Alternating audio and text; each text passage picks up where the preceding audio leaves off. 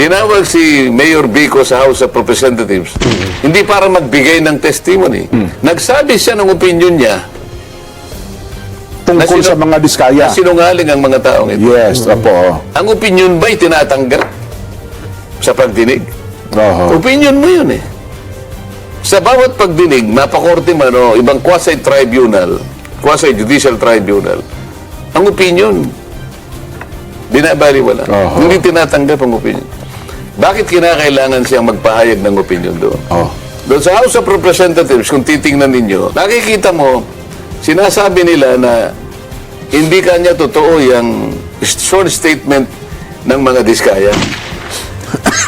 Opo. Eh bakit nila pinresent yung Mayor Vico ng Pasig? Hindi ba dahil sa kalaban niya yon? Ano naman nung aming presidente na Senado ngayon, yung Vico Soto, hindi ba pamangkin niya? Pamangkin, yes po. O di may politika dito, di ba? Kaya mo lang ba sinasabi, kaya mo dinidiminish yung value nung sworn statement na yon dahil kalaban siya ng pamangkin mo sa politika. Kung ako siguro, dapat hindi ako magkukomment sa bahagi na yun Opo. Sapagkat kalaban ng aking pamangkin ito, hindi siguro magre-recuse siguro ako Hindi ikaw ang volunteer na palagay ko inedit ito. Sa aking palagay, maraming butas ito. Hindi ka dapat magsasabi ng ganon sapagkat magiging bias ka. Dahil kalaban niya ng pamangkin mo. Sa politika. Naman nila. Kasi selective ang sinasabi, parang may itinatago, merong pinipili, at ang gusto daw ay magsabi ng tell-all. Walang dapat na itago. Pero pag binabanggit siya, diyan ka nasingot ko lang nagsimula doon sila 2016 Eh bakit daw binabanggit 2022 lang hanggang sa kasalukuyan? Parang may mga tinanggal daw na pangalan Yun ang kanyang sworn statement. Opo. Wala akong magagawa. Ang sinasabi ng aming bagong Senate President, meron daw nagbulong sa kanya na inedit daw yung sworn statement. Isa kayo, Ito ang medyo mabigat na tanggapin yung pagpaparatang na ganon. May bumulong daw na taga Blue Ribbon Committee. Paano kaya kung malaman niya ang katotohanan na hindi naman alam nung Blue Ribbon Committee na mayroong sworn statement na lalabas nung araw na yon? Yung sworn statement na yon, direktang ibinigay sa akin. Opo. Hindi alam ng Blue Ribbon Committee. Paano mo sasabihin na inedit? Sino mag-e-edit? Diretsong pumunta sa akin. Yun pa. Ako nag-edit. Yung araw na yun, binigay, magsisimula na kami. Doon mismo sa hearing. Hindi naman doon sa hearing. Basta kinakailangan. Sa araw ng hearing. Ilang oras na yung bago kailangan makuha ko. O pagkatapos sasabihin nila, merong nag-edit. Ito yung nakikita kong parang hindi na tama Kung mo ba sinabi niya na congressman ang naging kasama niya, naka-transact niya, ibig sabihin hindi na totoo? Kung mo ba wala siyang sinabi na senador, hindi na totoo yung sinabi niya? Doon sa House of Representatives, kung titingnan ninyo, ang pinaniwalaan naman nila, ang gustong papaniwalain, yung sinasabi naman Nung Bryce Hernandez na pumunta naman sa amin. Nakikita mo, sinasabi nila na hindi kanya totoo yung sworn statement ng mga diskaya. Opo. Bakit nila pinresent yung Mayor Vico ng Pasig? Hindi ba dahil sa kalaban niya yon? Ano naman nung aming presidente na Senado ngayon, yung Vico Soto, hindi ba pamangkin niya? Pamangkin, yes po. O di may politika dito, hindi ba? Kaya mo lang ba sinasabi, kaya mo dinidiminish yung value nung sworn statement na yon dahil kalaban siya ng pamangkin mo sa politika. Kung ako siguro, dapat hindi ako magkukomment sa bahagi na yun Opo. Sapagkat kalaban ng aking pamangkin ito, hindi siguro magre-recuse siguro ako Hindi ikaw ang volunteer na palagay ko inedit ito. Sa aking palagay, maraming butas ito. Hindi ka dapat magsasabi ng ganon sapagkat magiging bias ka. Dahil kalaban niya ng pamangkin mo. Sa politika. Tingnan mo na lang. Tinawag si Mayor Vico sa House of Representatives, hindi para magbigay ng testimony, hindi para magbigay ng dokumentong makakatulong para makakuha ng maraming batayan. Nagsabi siya ng opinion niya tungkol sa mga diskaya. Na sinungaling ang mga taong ito. Yes, opo. Ang opinion ba'y tinatanggap sa pagdinig? Oho. Opinion mo yun eh. Sa bawat pagdinig, mapakorte man o ibang quasi-tribunal, quasi-judicial tribunal, ang opinion, binabaliwala. Oho. Hindi tinatanggap ang opinion. Bakit kinakailangan siyang magpahayag ng opinion doon? Oho. O pagkatapos, inahanap ko yung Bryce Hernandez. Kasi pinahiram sa House of Representatives at doon ay tumistigo. O ba't hindi na sinuli? Opo. Tinanong ko yun. Sabi ko, Mr. President, bakit hindi sinuli sa atin? Hindi ba, ito yung sulat mo, babasahin ko sa'yo. Opo. Oo. Paihiram ko sa inyo, sabi niya, pero pagkatapos ng hearing ninyo, ibalik ninyo ng madali, Opo. ligtas, dito sa Senate. O ba't pinanatili mo ka ako sa Quezon City QCPD? Sa kami. Sa Krami. sa Krami. Detention Center. Opo. Sa Krami. Bakit Custodial ganun? Center. Oh. Uy, nag-request sa akin si Speaker eh. Teka muna. Opo. Yun na yung napanood namin na nagkaroon ng viral ngayon sa social media. Bakit pag na-request na yung Speaker, sabi ko, sumusunod ka sa Speaker? Pero yun naman daw po kasi siya, na-request ng Bryce sa Kongreso. So bilang puno ng Kongreso, ay siya naman ata. Sino ba ang dapat magpasya kung saan siya madidetain?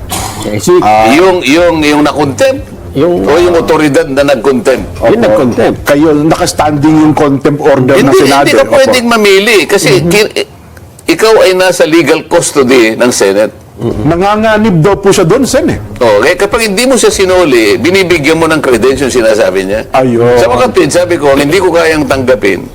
Kaya hindi mo siya masoli dito. Naniwala ka na nanganganib siya dito Senado. Tatanggapin ba natin yan? Tayo Senado ay hindi natin kayang proteksyonan. Opo. Ito ngayon ang problema. Sabi ko, medyo madidisgrasya ang integridad ng ating inquiry dito pag ganyan. Oo. Bakit ayaw mo siyang bigyan ng witness protection program at kinakailangang magsoli? Bakit si Hernandez hindi mo siya sinabihan na magsoli ng perang katakot-takot na halos bilyon-bilyon ang ipinatalo? Pala, mas malaki pala ang pera din nun, ha? Oho. Bakit ganun? Oho. Ang daming sasakyan din nun. Nakikita nyo ba ang pagkakaiba ngayon? Oo nga Pagka po, no? nandun sa House of Representatives, kagyat na bibigyan ng witness protection kahit hindi siya magsoli. Kaya diskaya, kailangan magsoli ka muna.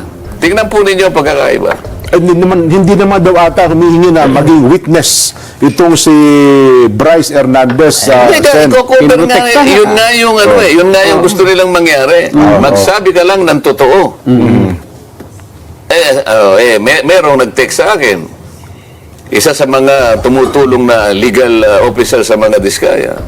May kinausap siya ng isang congressman daw. Maglaglag din kayo ng senador para hindi kayo makontempt. Ganito na ba? Oho. Tingnan ninyo, historically, ano ba nangyari kay Grijaldo, hindi ba?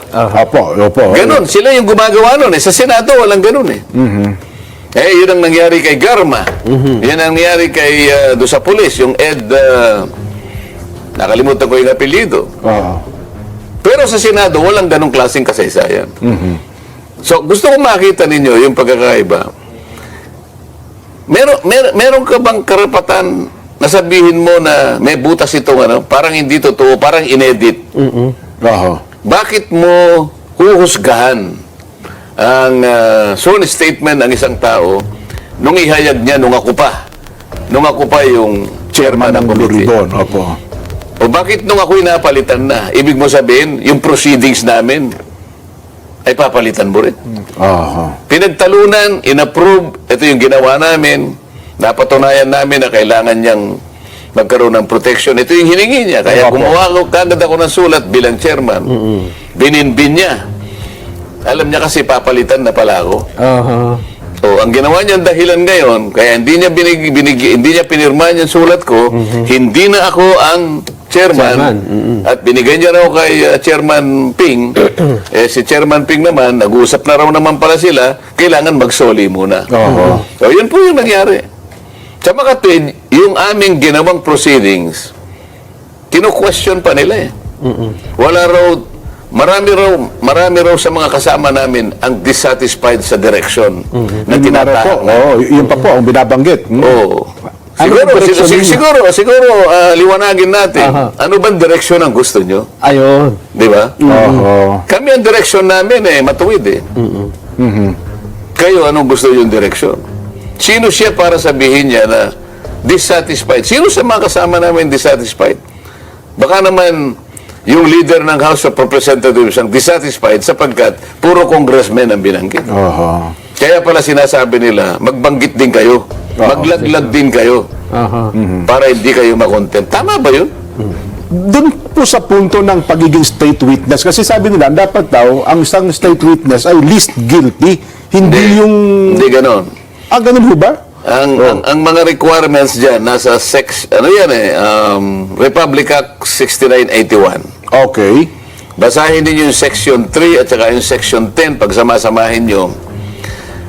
Ito yung mga requirements ngayon sa aking pagkakatanda. Una, Opo. yung offense, yung krimen na kung saan dapat siyang tumestigo is a grave offense.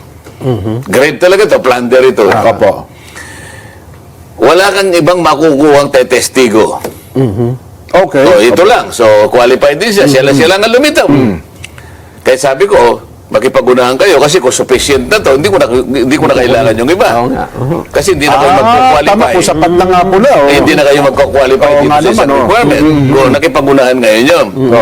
At yung ganyang testimony can be corroborated in material facts. Ibig sabihin, makukunan niya. Oo. Yung mga tumetestigo are not the most guilty. Yan. Yun ang requirement. Pagkatapos, mayroon pa sinasabi ron, nanganganib ang buhay, ang kanilang kaligtasan, at ang kanilang seguridad. So lahat ng mga yun, kung titingnan mo, babagsak lahat sa kanila. Tama-tama. Pero yung sinabing, magbayad ka muna, hindi kasali doon. Sa batas na yon. Na ang kondisyon ay isauli mo muna yung mga nakaw mo. Walang ganon. Kaya sabi ko nga, teka muna, bakit ang ating DOJ Secretary bumaligtad ng ganon? Sa napakarami niyang assistant doon, kung halimbawa nakalimutan niya yung batas na yun, dapat ang tanong muna siya. Kinausap ko yung USEC. Nag-apologize sa akin. Sorry po ko, Sen, sabi niya, mali po ka niya yung sinabi niya. Nako. Ngayon, sinasabi ko ngayon. Balikan ninyo yung Section 3 at saka Section 10 ng Republic Act 6981. Tingnan po ninyo doon kung may sinasabing kailangang magsoli. So, kung wala kailangan magsoli, bakit yung Bryce Hernandez, wala kayo sinasabi Isauli na magsusoli? Oo nga pala, no? Oo. Isa rin sa may pinakamalaking... Ang nangyayari ngayon sa nakikita ko, yung aming Pangulo ng Senado, mas gusto niyang proteksyonan ng mga congressmen kaysa sa mga senador. Kaya kayo nung binanggit ni Bryce Hernandez ang Senator Jinggoy at Senator Joel, ayun.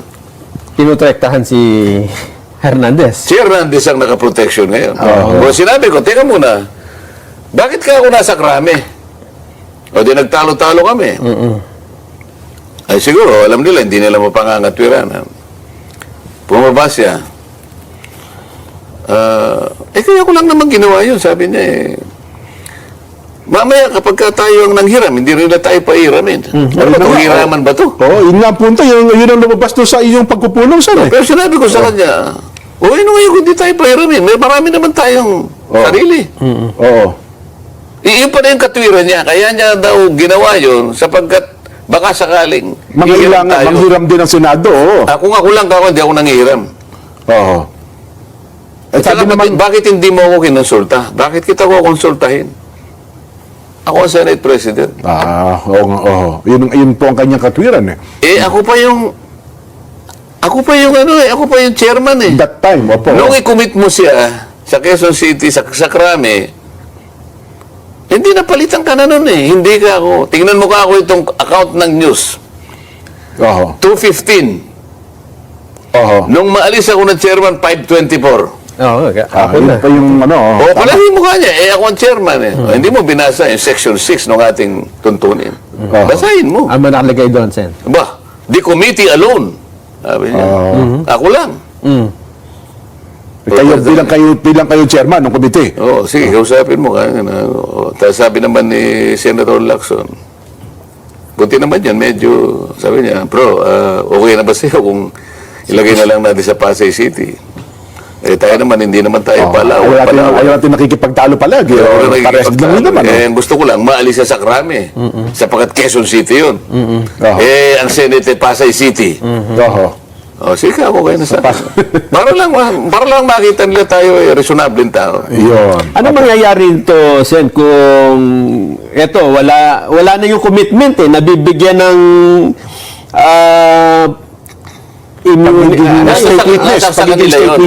Nasa sa kanila yun. Ang ibig sabihin Ang dito, batas ay batas. ang ibig sabihin dito, Sen, Nag-apply sila. Ako naman, gumawa na ako ng sulat. Pag may nangyari doon sa pamilya nun, sa kamay nila, kukunin. Paano kung bumawi? Kasi yung mga sinasabi na, ang dami na yung binanggit na pangalan. Ano sabihin niya, hindi po totoo lahat ng mga sinabi ko. Kasi wala nang black protection Kaya nga, ang pinoproteksyonan niya nga, imbes na tawagin niya yung 17 na inano doon, bakit hindi niya tawagin? Nabanggit ang pangalan ni Speaker Romualdez sa magitan ng ibang tao ron na palagi daw sinasabi ng isang congressman doon. Dalawang beses niyang binanggit. Palagi pong binabanggit ang pangalan. Hindi niya nakausap talaga yung dalawang pangalan na binabanggit. Ngunit palagi pong binabanggit ang pangalan ito at pangalan ito. Meron ba siyang tinawag doon na sinabi ba nila, sige, papuntahin dito para mag-testify din itong 17 ito para matanong din natin. Hindi naman Opo. Ang lahat ng mga sinasabi ng mga witnesses dito sa House, yun ang kanyang pinaniniwalaan. Yung mga witnesses dito na nakalap namin, mali lahat yan, sabi niya. Opo. Parang may butas yan, parang inedit yan. Bakit ganun? So pagka yung Blue Ribbon Committee na aking na pinangunahan ko, hindi niya pinaniwalaan. Pero kapag yung mga resource persons namin doon ay pumunta doon sa House of Representatives, doon pinaniniwalaan yung sinasabi. Nako, pero ako naman naniniwala siya na nagkasundo-sundo kasi nagmerienda na lang pala kayo. Niyaya kayo magmerienda. Napag-usapan niyo na paano nyo aayusin. Anong niyayang merienda? Kasi doon lumabas halika na kayo. Magmerienda na lang tayo. Di ba nung nagtatalo-talo kayo sa custody. Sa custody.